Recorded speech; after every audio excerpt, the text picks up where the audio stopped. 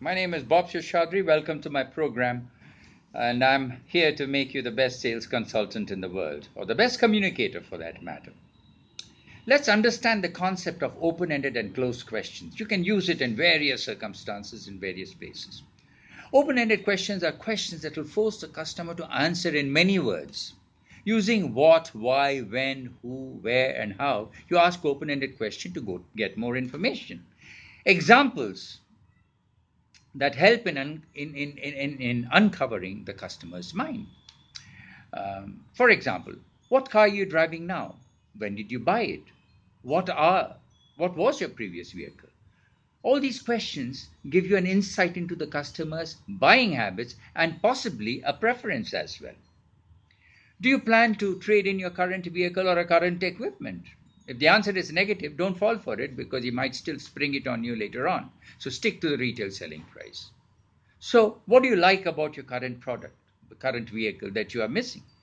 Is there a question? This question has helped me immensely. When I used to ask them what is it that they miss in their present car, they would say, "Oh, I want now, and I want an automatic transmission." So that's it.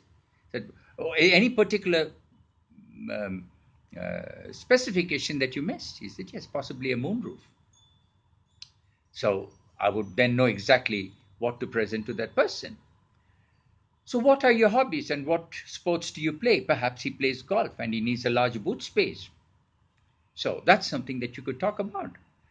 So, if you're working in a store or in a mall, chances are that you'll be selling him things that are attached to the golf club too, with various things, maybe the caddy.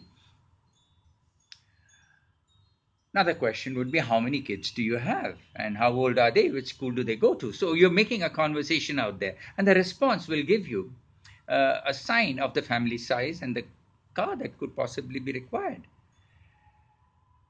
Now, the question would be where do you live and how long have you lived there? The response will give you a lead to the economic status. Who's going to use the car?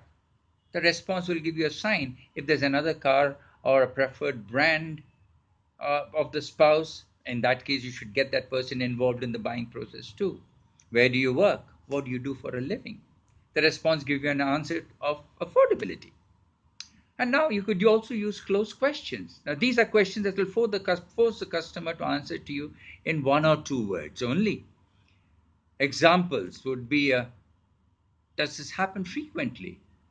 Uh, and then could be is your favorite color a blue? The person could say yes. In that case, you could say, I have a blue and I could reserve it for you. Or is it an aquamarine? She said yes. Or if it's any other way color. So you can also ask, glad you came and talked to me. What color did you have in mind when you were thinking about a car? You know, then you're closer. And when the person says a particular color, you know you're closer to the deal. Then you can ask the question, have you considered any other car, any other dealership? Or if you're selling a refrigerator or something, have you considered other fridge and other makes? Which dealerships have you visited?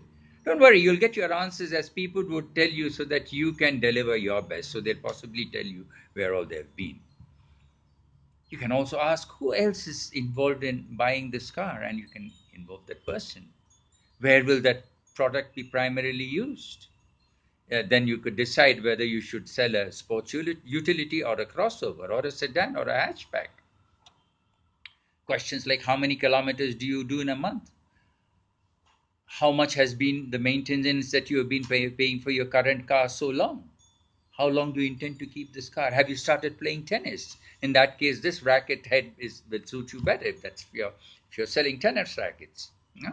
Make friends with the customer, ask those questions, ask those open-ended questions, ask close questions, and get as much information as possible.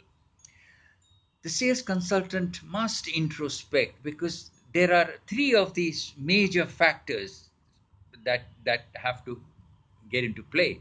Involves observation, it involves conversation, it involves investigation.